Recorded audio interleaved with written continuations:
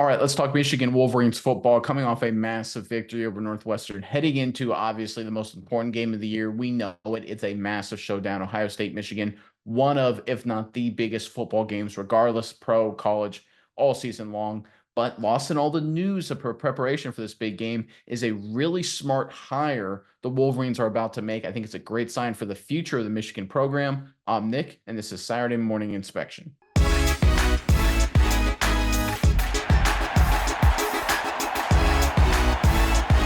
All right, so this season obviously has not been as good as some Wolverines fans hoped. Let's be honest, losing all the talent, losing so much of the coaching staff, new Big Ten. There were going to be some challenges. They are bowl eligible, of course, knocking off Northwestern, heading into another massive Ohio State Michigan showdown. But again, lost in the shuffle of how the performances have been on the field so far for the Wolverines, and of course the upcoming matchup is a really smart hire Michigan did, adding a coach to their staff that I think will be huge for the future of the program. Let's pull up this report courtesy of SI.com.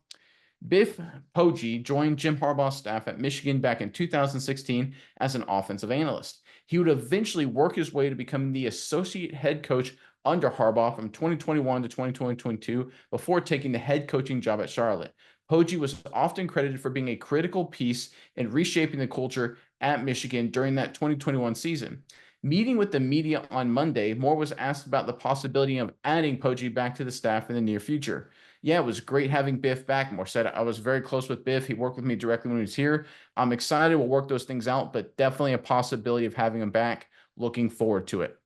All right, so it sounds like the Wolverines are going to add one of the most underrated assistants, I think, in modern college football history. This guy is a culture guy, undeniably so. I think Michigan adding him back in the fold would be an absolutely outstanding move for the future of the team in Ann Arbor. Miles, I'm curious what your thoughts are on this. But first, Wolverines fans in the comment section below. Obviously, the only game that matters every year, right around the corner. Ohio State, Michigan. Give us your prediction, final score. Let's hear it in the comment section below. But Miles, what are your thoughts on this potentially massive hire here by the Wolverines?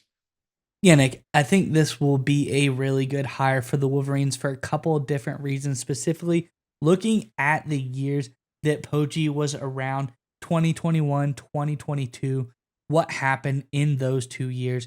Freshman year of young quarterback JJ McCarthy, 2021, kind of learned things. Transition 2022, getting off to his, welcome to college football. JJ McCarthy's here, started lighting up the college football world in 2022. Obviously, 2023, we all know what happened that year.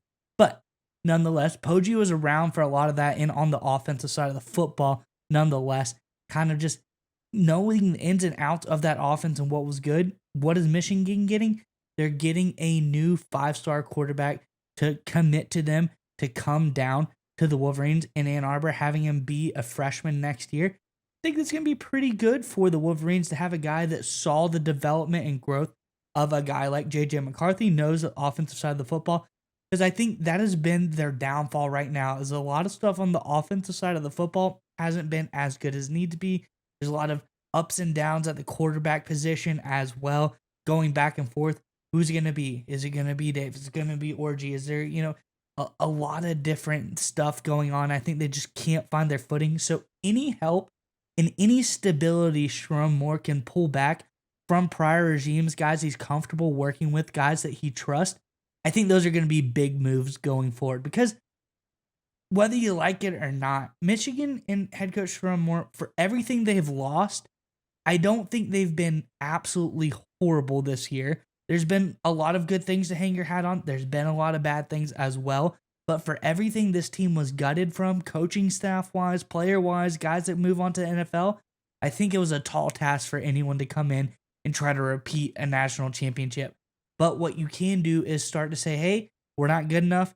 We need to build for the future. I think that's exactly what they're doing in this move, potentially getting Poggi coming back on staff. I think it's one step in the right direction for Sherrone Moore and the Wolverines.